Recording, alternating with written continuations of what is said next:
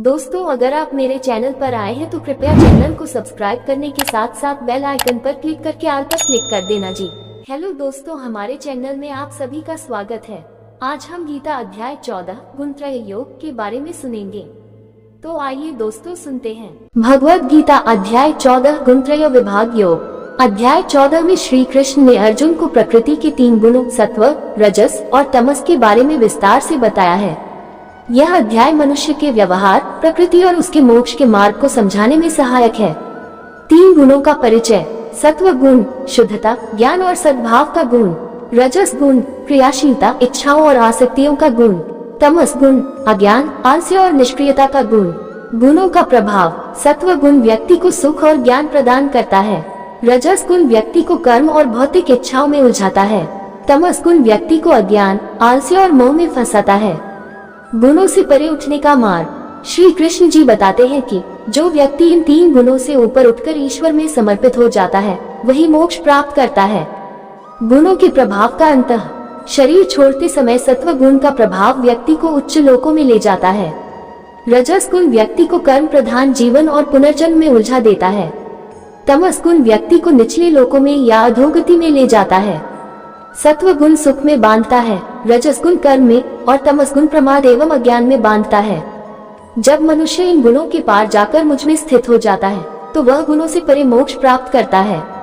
जो व्यक्ति अधिक भक्ति के द्वारा मेरी सेवा करता है वह इन 3 गुणों को पार कर ब्रह्म का अनुभव करता है। यह अध्याय ये सिखाता है कि आत्मा का वास्तविक उद्देश्य इन 3 गुणों के प्रभाव से मुक्त होकर ईश्वर की शरण में जाना है।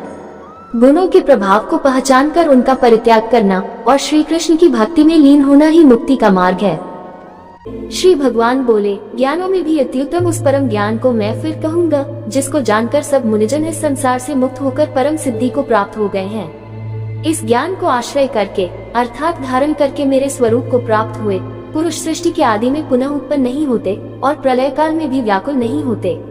हे अर्जुन, मेरी महत ब्रह्मरूप मूल प्रकृति संपूर्ण भूतों की योनि है अर्थात गर्भाधान का स्थान है और मैं उस योनि में चेतन समुदाय रूप गर्भ को स्थापन करता हूँ। उस जड़ चेतन के सहयोग से सब भूतों की उत्पत्ति होती है। हे अर्जुन, नाना प्रकार की सब योनियों में जितनी मूर्तियाँ अर्थात शरीरधारी प्राणी उत्पन्न होते हैं, प्रकृति तो उन सब की गर्भ धारण करने वाली माता है और मैं बीज को स्थापन करने वाला पिता हूँ। हे अर्जुन, सत्व गुण, रजोगुण और तमोगुण ये प्रकृति से उत्पन्न 3 गुण अविनाशी जीवात्मा को शरीर में बांधते हैं। हे निष्पाप, उन 3 गुणों में सत्व गुण तो निर्मल होने के कारण प्रकाश करने वाला और विकार रहित है। वह सुख के संबंध से और ज्ञान के संबंध से अर्थात उसके अभिमान से बांधता है। हे अर्जुन, रागरूप रजोगुण को कामना और आसक्ति से उत्पन्न जान, वह इस जीवात्मा को कर्मों और उनके फल के संबंध में बांधता है। हे अर्जुन, सब देहाभिमानियों को मोहित करने वाले तमोगुण को तो अज्ञान से उत्पन्न जान, वह इस जीवात्मा को प्रमाद इंद्रियों और अंतःकरण की व्यर्थ चेष्टाओं का नाम प्रमाद है। आलस्य कर्तव्य कर्म में अप्रवृत्ति रूप निरुद्यमता का नाम आलस्य है और निद्रा द्वारा बांधता है। हे अर्जुन, सत्वगुण सुख में लगाता है और रजोगुण कर्म में तथा तमोगुण तो ज्ञान को ढंक कर प्रमाद में भी लगाता है। हे अर्जुन, रजोगुण और तमोगुण को दबाकर सत्वगुण, सत्वगुण और तमोगुण को दबाकर रजोगुण, वैसे ही सत्वगुण और रजोगुण को दबाकर तमोगुण होता है अर्थात बढ़ता है। जिस समय इस देह में तथा अंतःकरण और इंद्रियों में चेतनता और विवेक शक्ति उत्पन्न होती है उस समय ऐसा जानना चाहिए कि सत्वगुण बड़ा है। हे अर्जुन, रजोगुण के बढ़ने पर लोभ, प्रवृत्ति, स्वार्थ बुद्धि से कर्मों का सकाम भाव से आरंभ, अशांति और विषय भोगों की लालसा ये सब उत्पन्न होते हैं। हे अर्जुन, तमोगुण के बढ़ने पर अंतःकरण और इंद्रियों में अप्रकाश, कर्तव्य कर्मों में अप्रवृत्ति और प्रमाद अर्थात व्यर्थ चेष्टा और निद्रादि अंतःकरण की मोहिनी वृत्तियां ये सभी उत्पन्न होते हैं। जब यह मनुष्य सत्वगुण की वृद्धि में मृत्यु को प्राप्त होता है तब तो उत्तम कर्म करने वालों के निर्मल दिव्य स्वर्गादि लोकों को प्राप्त होता है। रजोगुण के बढ़ने पर मृत्यु को प्राप्त होकर कर्मों की आसक्ति वाले मनुष्यों में उत्पन्न होता है तथा तमोगुण के बढ़ने पर मरा हुआ मनुष्य कीट, पशु आदि योनियों में उत्पन्न होता है। श्रेष्ठ कर्म का तो सात्विक अर्थात सुख, ज्ञान और वैराग्य आदि निर्मल फल कहा है। राजस कर्म का फल दुख एवं तामस कर्म का फल अज्ञान कहा है। सत्वगुण से ज्ञान उत्पन्न होता है और रजोगुण से निसंदेह लोभ तथा तमोगुण से प्रमाद इसी अध्याय के श्लोक 13 में देखना चाहिए और मोह इसी अध्याय के श्लोक 13 में देखना चाहिए। उत्पन्न होते हैं और अज्ञान भी होता है। सत्वगुण में स्थित पुरुष स्वर्ग आदि उच्च लोकों को जाते हैं। रजोगुण में स्थित राजस पुरुष मध्य में अर्थात मनुष्य लोक में ही रहते हैं और तमोगुण के कार्यरूप निद्रा, प्रमाद और आलस्य आदि में स्थित तामस पुरुष अधोगति को अर्थात कीट, पशु आदि नीच योनियों को तथा नरकों को प्राप्त होते हैं। जिस समय दृष्टा तीनों गुणों के अतिरिक्त अन्य किसी को करता नहीं देखता और तीनों गुणों से अत्यंत परे सच्चिदानंद घन स्वरूप मुझ परमात्मा को तत्व से जानता है, उस समय वह मेरे स्वरूप को प्राप्त होता है। ये पुरुष शरीर की बुद्धि, अहंकार और मन तथा 5 ज्ञानेंद्रियां, 5 कर्मेंद्रियां, 5 भूत, 5 इंद्रियों के विषय इस प्रकार इन 23 तत्वों का पिंड रूप ये स्थूल शरीर प्रकृति से उत्पन्न होने वाले गुणों का ही कार्य है। इसलिए इन तीनों गुणों को इसी की उत्पत्ति का कारण कहा है। उत्पत्ति के कारण रूप इन तीनों गुणों को उल्लंघन करके जन्म, मृत्यु, वृद्धावस्था और सब प्रकार के दुखों से मुक्त हुआ परमानंद को प्राप्त होता है।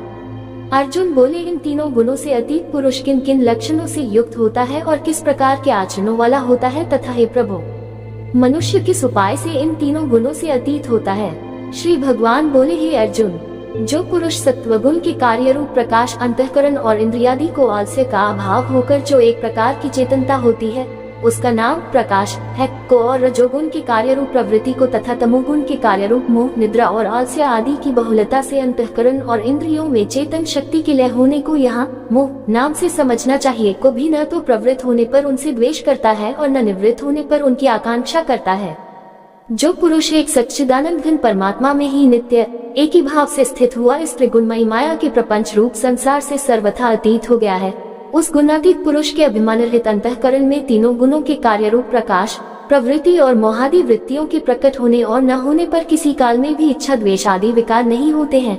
यही उसके गुणों से अतीत होने के प्रधान लक्षण हैं।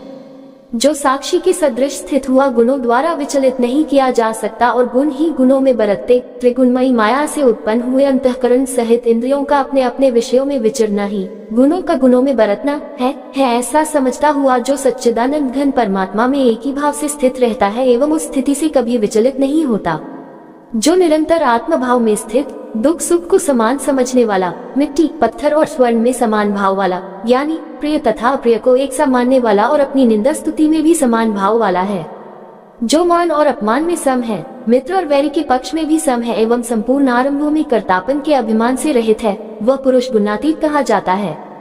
और जो पुरुष अव्यभिचारी भक्ति योग केवल एक सर्वशक्तिमान परमेश्वर वासुदेव भगवान को ही अपना स्वामी मानता हुआ स्वार्थ और अभिमान को त्याग कर श्रद्धा और भाव सहित परम प्रेम से निरंतर चिंतन करने को अव्यभिचारी भक्ति योग कहते हैं, द्वारा मुझको निरंतर भजता है, वह भी इन तीनों गुणों को भली भांति लांघ कर सच्चिदानंद घन ब्रह्म को प्राप्त होने के लिए योग्य बन जाता है। क्योंकि उस अविनाशी परब्रह्म का और अमृत का तथा नित्य धर्म का और अखंड एक रस आनंद का आश्रय मैं हूँ। उम्मीद करते हैं दोस्तों आपको ये गीता ज्ञान अध्याय सुनने में अच्छा लगा होगा। इसी के साथ विदा लेते हैं। कल फिर एक नए गीता ज्ञान अध्याय लेकर हाजिर होंगे। तब तक सभी दोस्तों को जय श्री कृष्णा जी।